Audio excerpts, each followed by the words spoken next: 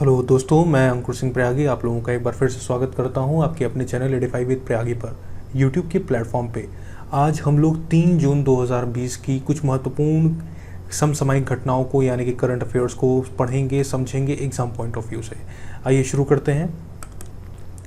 पहली खबर आ रही है WHO की तरफ से। WHO ने एक सी टैप नाम की एक सपोर्ट को लॉन्च किया है। सी टैप आखिर क्या चीज़ है? कोविड-19 टेक्नोलॉजी एसेस पूल, इसको सी टैप कहा जा रहा है।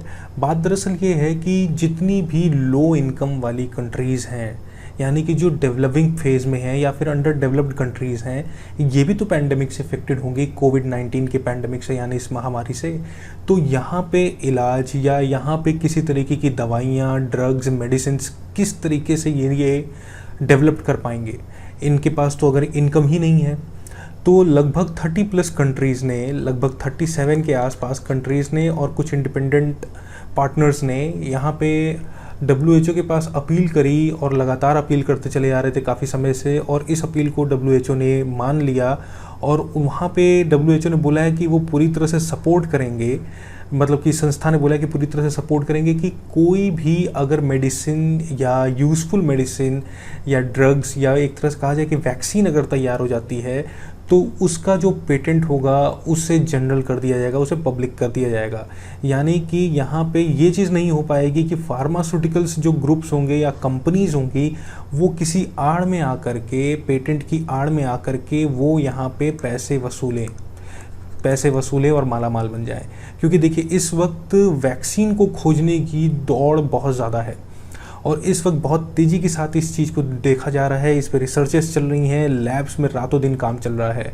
और इसीलिए अभी अगर आप लोगों को अगर ध्यान हो तो मई मंथ के में जो है एक अमेरिकन फार्मास्यूटिकल कंपनी थी जो कभी भी कोई भी प्रोडक्ट को ज़्यादा अच्छे तरीके से नहीं चला पाई थी मार्केट में, लेकिन एक सबसे कम टाइम की एक फार्मास्यूटिकल कंपनी, और उसने केवल और केवल इतनी खबर फैलाई कि उसने एक स्टेप आगे खोज ली है दवाई के लिए कोविड-19 से। तो उसके शेयर मार्केट में शेयर बहुत तेज़ी से बढ़ गए, रातों रात काफ़ी ज़्यादा हाइक कर गए थे। तो इन्हीं सब चीज़ों को ध्यान में देखते हुए WHO ने ये कि बहुत बड़ी पहल करी है सी टैप के नाम से, जिसे कहा जाएगा कोविड-19 टेक्नोलॉजी एक्सेस पूल। ये एक वन स्टॉप शॉप होगा, यानी कि यहाँ पे जो भी कोई डेवलपिंग नेशन होगा या फिर लो इनकम ग्रुप नेशन होगा उनको पेटेंट्स से कोई भी दिक्कत नहीं आने वाली। और यहाँ पे एक तरह से ये जितने भी पेटेंट्स होंगे इनको जनरल कर दिया जाएगा, इनको शेयरिंग करके मोड पे डाल दिया जाएगा। यानी कि यहाँ से रिलेटेड, यहाँ के फॉर्मूले से रिलेटेड वो देश अपने देश में रिसर्च कर सकता है और साथ ही साथ वो वहाँ पे दवाइयाँ बना सकता है। तो ये WHO की तरफ से पहली खबर है। आगे बात करते हैं साइक्लोन निसर्ग। एक चक्रवाती तूफान जो है वो निसर्ग के नाम से ये इस वक्त जनरेट हो रहा है अरेबियन सी के ऊपर ये जनरेट हो रहा है हमारे, और ये गुजरात और महाराष्ट्र के कोस्टल एरिया से आज 3 जून की तारीख में टकराएगा। आखिर ऐसा क्यों हो रहा है? इसलिए हो रहा है क्योंकि ये यहाँ पे एक लो प्रेशर बेल्ट एरिया बन गया, जिसकी वजह से जो आसपास की जो हवाएं थी वो काफ़ी तेज़ी से इस लो प्रेशर बेल्ट को कवर अप करने के लिए आई, जिसकी वजह से वो एक साइक्लोन का रूप ले लेता है। अब अगर आपको पता होगा तो नॉर्दर्न हेमिस्फीयर में जो साइक्लोन होता है वो एंटी क्लॉकवाइज के डायरेक्शन में रन करता है, एंटी क्लॉकवाइज डायरेक्शन में। तो यहाँ पे जो साइक्लोन है वो निसर्ग के नाम से आ रहा है, और ये अभी अगर आप लोगों को ध्यान हो तो अभी 1 से 1.5 हफ्ते पहले एक साइक्लोन आया था मई के महीने में, जिसको कहा जा रहा था अम्फन, और ये काफ़ी ड्रेस्टिक था, मतलब कि ये काफ़ी ज़्यादा डिज़ास्टर के रूप में इसको देखा गया था और इसने काफ़ी ज़्यादा क्षति पहुंचाई हमारी प्रॉपर्टीज़ को। और ये उड़ीसा और वेस्ट बंगाल के कोस्टल एरियाज़ में इसने स्ट्राइक किया था। इसकी जो रफ्तार थी वो लगभग 185 किलोमीटर के आसपास थी, ये रेंज थी इसकी। लेकिन ये जो टकराने वाला है ये लगभग 100 किलोमीटर की रफ्तार से आएगा और ये लैंडफॉल करेगा, यानी कि जब ये कोस्टल एरियाज़ को छुएगा तो उसको लैंडफॉल कहते हैं। तो जब ये लैंडफॉल करेगा ये अराउंड जून 3 को लैंडफॉल कर चुका होगा। रायगढ़ एरिया जो होगा महाराष्ट्र का, वहाँ पे ये करेगा। ध्यान देने वाली बात ये है जो इसमें से मुख्य रूप से बातें आ रही हैं, पहली चीज़ तो अम्फन के बारे में और दूसरी चीज़ यहाँ निसर्ग के बारे में। निसर्ग के बारे में अगर ध्यान दिया जाए तो इसका जो नाम दिया गया है, नेम लिस्ट किया गया है, वो बांग्लादेश ने किया है। और अगर बात करी जाए अम्फन की तो उसको थाईलैंड ने किया था। ये ध्यान देने वाली बात है। और इससे एग्ज़ाम पॉइंट ऑफ व्यू से यहाँ से प्रीलिम्स के लिए क्वेश्चंस बहुत आराम से बनते हुए दिखते नज़र आ रहे हैं। तो ये रहा अम्फन और निसर्ग के बारे में। आगे बात करते हैं PM Svanidhi scheme for street vendors. देखिए, जो हमारे एक अनऑर्गेनाइज्ड सेक्टर है, जो कि इंडिया में सबसे ज़्यादा है, अनऑर्गेनाइज्ड सेक्टर, यानी कि यहाँ पे की कोई भी चीज़ ऑर्गेनाइज तरीके से नहीं है। और इंडिया में सबसे बड़ी इकॉनमी जो है इसी पे डिपेंडेंट है। और यहाँ की जो पॉपुलेशन है वो सबसे ज़्यादा अनऑर्गेनाइज सेक्टर के ऊपर है, यानी कि पूरी तरह से कोई एक सिस्टमैटिक नहीं है। आज कोई एक काम कर रहा है, कल को वो कोई दूसरा भी काम कर सकता है, परसों कोई तीसरे काम में व्यक्ति कूद सकता है। तो इस तरीके की जो अनऑर्गेनाइज्ड इकॉनमी है वो भारत में सबसे ज़्यादा है।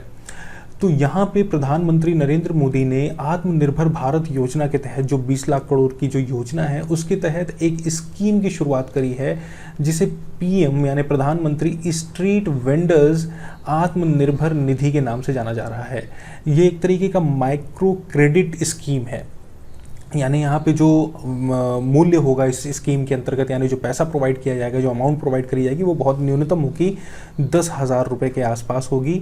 और इस अमाउंट के बाद जो है व्यक्ति जो होगा, यानी जो बेनिफिशियरी जो व्यक्ति होगा, वो क्या काम करेगा कि 1 साल के भीतर अगर वो, या 1 साल या फिर उसका जो रिपेमेंट का टाइम है उस लोन का, यानी 10,000 का, अगर वो वापस ये पेमेंट कर देता है, इस पर्टिकुलर लोन अमाउंट की पेमेंट कर देता है, तो अगर वो सेकेंड टाइम अप्लाई करता है, अगर सेकेंड टर्म में अगर वो अप्लाई करता है, तो उसकी एप्लीकेशन ईजिली प्रोसेस कर दी जाएगी उसके क्रेडिट स्कोर्स को देखते हुए।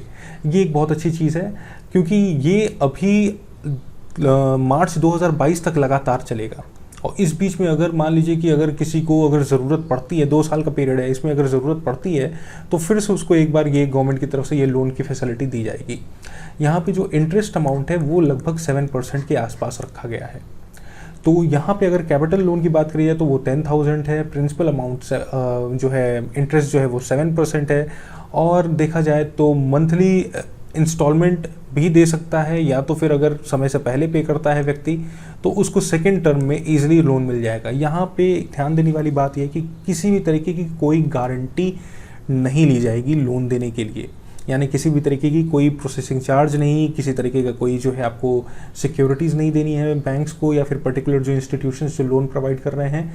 इससे फ़ायदा किनको होगा? इससे फ़ायदा होगा जो अनऑर्गेनाइज सेक्टर में हैं, जैसे कि कोई वेंडर हो गए, जैसे कोई सब्जी बेचने वाले व्यक्ति हो गए, या फिर ऑटो रिक्शा पुलर हो गए।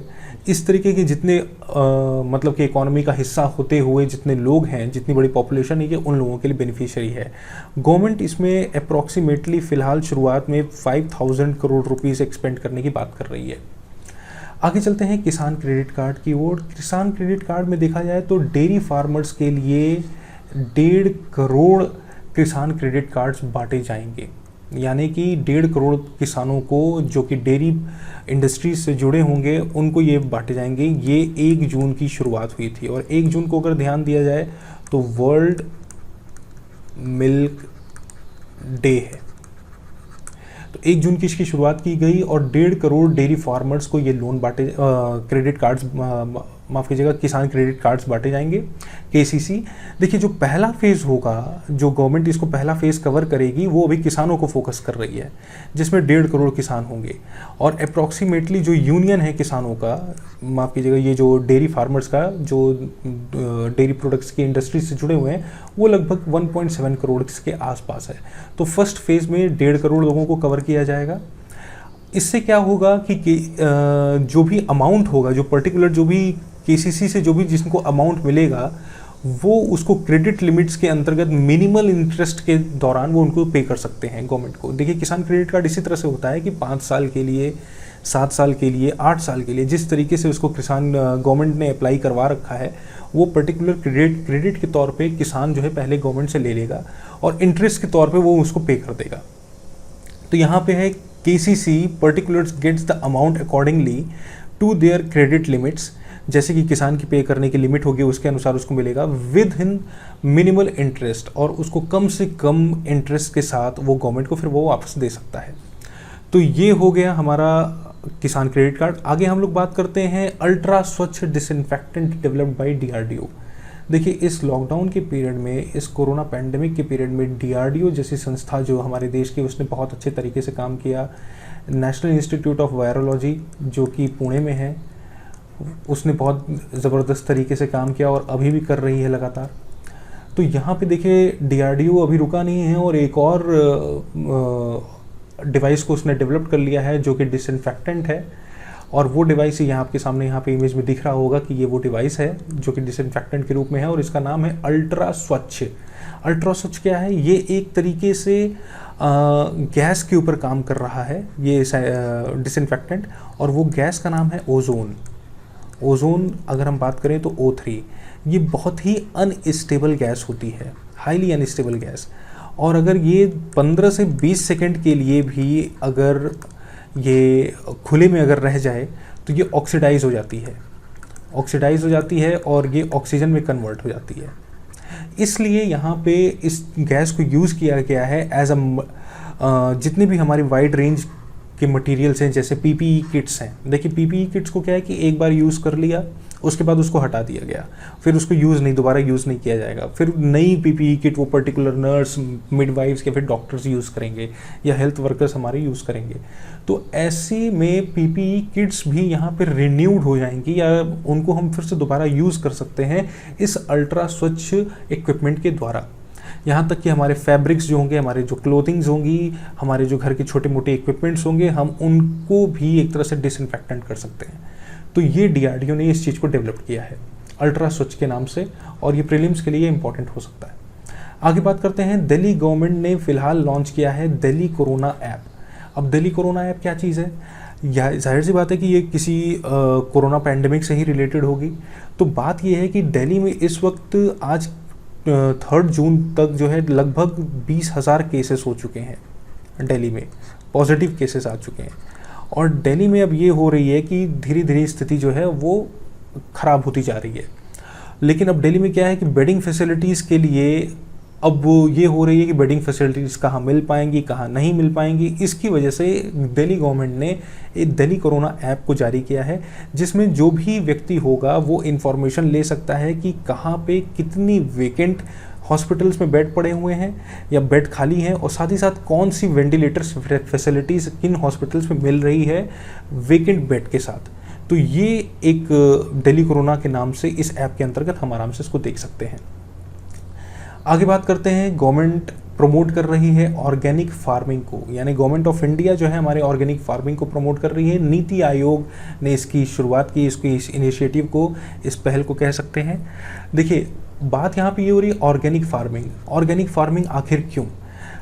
जो हम लोग at a time general farming हम लोग जो कर रहे हैं, जो ऑल ओवर वर्ल्ड जो चल रही है, उसमें क्या है कि हम वहाँ पे प्रोडक्शन को ज़्यादा ध्यान देते हैं, उसके इंग्रेडिएंट्स को ध्यान अब नहीं देते हैं, प्रोडक्शन को ज़्यादा ध्यान देते हैं, और उसी तरीके की हम सीड्स को यूज़ करते हैं जो प्रोडक्शन के मामले में होती है।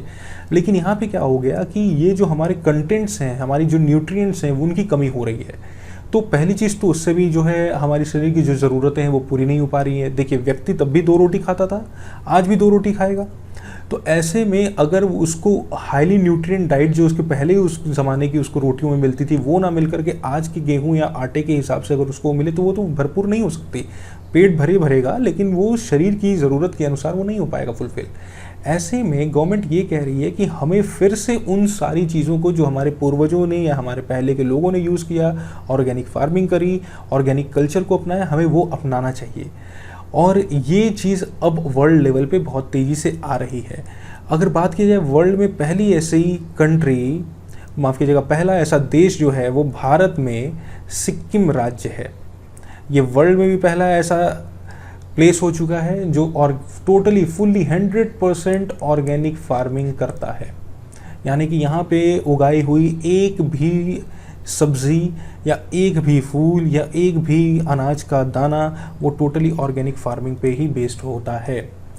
तो इंडिया ने अभी यानी हमारे देश में 2015 तक में जो है 2015 से इसकी शुरुआत करी गई और टारगेट किया गया कि आने वाले 5 वर्षों में हमें 20 लाख हेक्टेयर तक की ज़मीन जो है उसमें से हमें इसको टोटली कहा जाए तो ऑर्गेनिक फार्मिंग के अंतर्गत लानी होगी।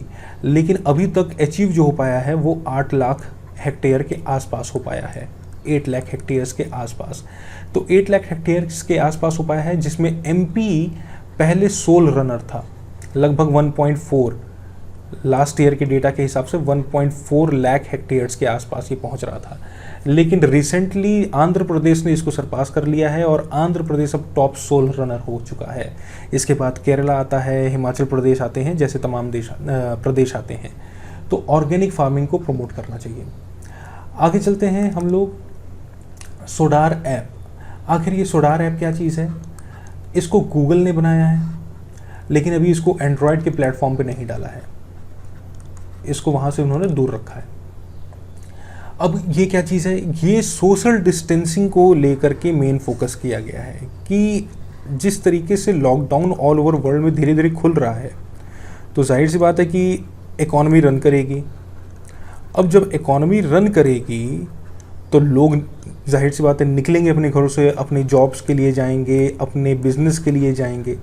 ऐसे में क्या होगा कि जो सोशल डिस्टेंसिंग होगी उसका भी ख्याल रखना बहुत ज़रूरी है। और ऐसी सोशल डिस्टेंसिंग का ख्याल रखने के लिए वर्ल्ड में तमाम एप्लीकेशंस बनाए जा रहे हैं, जिसमें से गूगल ने सोडार नाम का एक एप्लीकेशन को बनाया है। ये क्या होगा? ये ऑगमेंटेड रियलिटी टूल के अंतर्गत काम करेगा। अब ये ऑगमेंटेड रियलिटी टूल क्या है? ये ऑगमेंटेड रियलिटी टूल ये है कि ये इमेज जनरेट करेगा ऑटोमेटिकली। जैसा कि आप लोग देखते होंगे कि आजकल विजुअलाइज्ड जो दुनिया जो चल रही है, वो कह सकते हैं कि एक तरह से वर्चुअल जो दुनिया है, ये वर्चुअल रियलिटी से अलग है वैसे, लेकिन ऑगमेंटेड रियलिटी की मैं बात कर रहा हूँ। यहाँ पे ये चीज़ इस तरीके से समझी जा सकती है कि जो चीज़ प्रेजेंटली है नहीं, उसको वो चीज़ जो है एनालाइज करके, डाटा एनालाइज करके हमारे पास वो चीज़ ईजिली अवेलेबल हो जाती है। तो ऑगमेंटेड रियलिटी के अंतर्गत क्या आता है कि किसी भी तरीके की, जैसे कि हम कहें कि 3D गेम्स हो गए, जो 3D गेम्स हम जो चश्मों के ऊपर हम लगा करके हम जो खेलते हैं 3D गेम्स को, तो 3D गेम्स एक्चुअली में रियलिटी तो है नहीं, लेकिन वो ऑगमेंटेड रियलिटी की बात करता है। वहाँ पे हम जो है मुड़ना हुआ या खेलना हुआ या गन चलाना हुआ या जिस तरीके से का जो भी गेम हो, चाहे वो रेसिंग का गेम हो, तो हमें ये फील होता है कि हम एक्चुअली में हम उस वर्ल्ड में हैं। तो यहाँ पे जो गूगल ने जो एप्लीकेशन बनाई है सोडार ऐप के नाम से, वो क्या करेगा कि आपके स्मार्टफोन के कैमरास में और आपकी जितनी भी एप्लीकेशंस होंगी उनके माध्यम से वो आसपास से जितने भी लोग होंगे उनसे एक सोशल डिस्टेंसिंग मेंटेन करने की गाइडलाइंस समय समय पे देता रहेगा।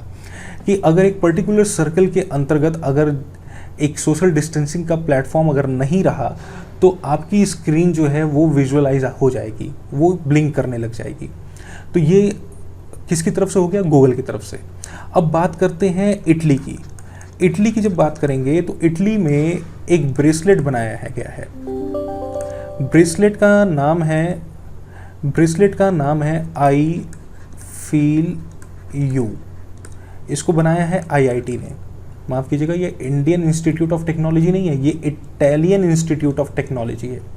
कि एक पर्टिकुलर डिस्टेंस के बाद अगर दो लोग अगर आपस में इंटरेक्ट होते हैं, करीब आते हैं, पहुंचते हैं, एक नियमित दूरी के से भी कम में अगर वो पहुंचते हैं, तो ये ब्रेसलेट वाइब्रेट करने लगेगा और वो लोग पहले से ही सचेत हो जाएंगे। अगर बात करें इंडिया में, तो इंडिया में भी कुछ अगर देखा जाए तो ये एग्जैक्टली सोशल डिस्टेंस की बात नहीं है, लेकिन यहाँ पे आरोग्य सेतु ऐप जो है, हम अगर उसको इंस्टॉल करते हैं तो हमें यहाँ पे डायरेक्टली पता चल जाता है कि हमारे नियरेस्ट कौन सा व्यक्ति वो कोरोना पॉजिटिव है। तो इस तरीके की एप्लीकेशन वर्ल्ड वाइड फेमस हो रही हैं और वर्ल्ड वाइड यूज़फुल हैं। आगे बात करते हैं, और ये भी कोरोना से ही रिलेटेड ये खबर है, और कोरोना से ये है कि हमारे इंडिया में एक है मोहम्मद अब्दुल मन्नान साहब। ये एडिटोरियल्स भी लिखते थे और ये साथ ही साथ एडिटर भी रह चुके हैं अच्छे न्यूज़पेपर्स एजेंसीज़ में, और इन्होंने एक किताब लिखी है जिसका नाम है behind the mask. Behind the mask आखिर किस चीज़ की किताब है? वो ये है कि आखिर ये जो कोरोना पैंडमिक ईयर 2020 में आया, ये कितने, कहाँ से पहले ये ओरिजिन इसका कहाँ रहा, फिर ये कैसे स्प्रेड हुआ, इस पे प्रेजेंट में वर्ल्ड कितना पैनिक है, इस पे आगे क्या काम चल रहा है। तो ये इन्होंने ये बुक लिखी है बिहाइंड द मास्क, और अभी ये अमेज़ॉन पे डिजिटली अवेलेबल है। तो अगर जो कोई पढ़ना चाहता है वो जा कर के यहाँ से इसको बाई कर सकता है। तो ये थी 3 जून की इम्पोर्टेंट करंट अफेयर्स। उम्मीद करता हूँ कि आप लोगों को समझ में आई होगी, और यही उम्मीद करता हूँ चलते चलते कि अभी भी लॉकडाउन के फेज़ में आराम से रहिए, अच्छे से रहिए, पढ़ते रहिए और खुश रहिए। बहुत बहुत धन्यवाद।